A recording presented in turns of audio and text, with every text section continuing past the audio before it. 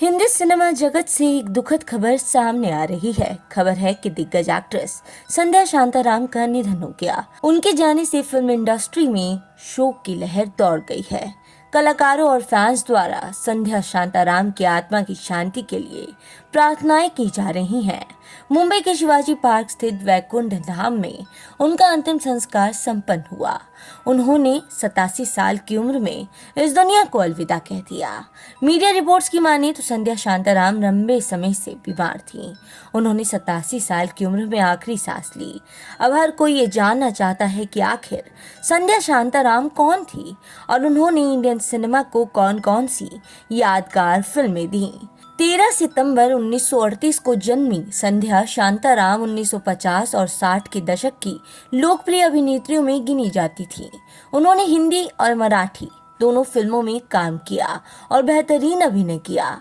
संध्या ने अपने पति मशहूर फिल्मकार वी शांताराम की कई फिल्मों में मुख्य भूमिकाएं निभाई थीं और अपनी प्रतिभा से दर्शकों के दिलों में खास जगह बनाई थी। उनकी मशहूर फिल्मों की बात करें तो वो है झनक झनक पायल बाजे 1955, दो आंखें 12 हाथ 1958, नवरंग 1959, अमर भूपाली 1951, मराठी सिनेमा की चर्चित फिल्म पिंजरा 1972। संध्या शांताराम का फिल्मी करियर उनके पति वी शांताराम की फिल्मों से ही शुरू हुआ।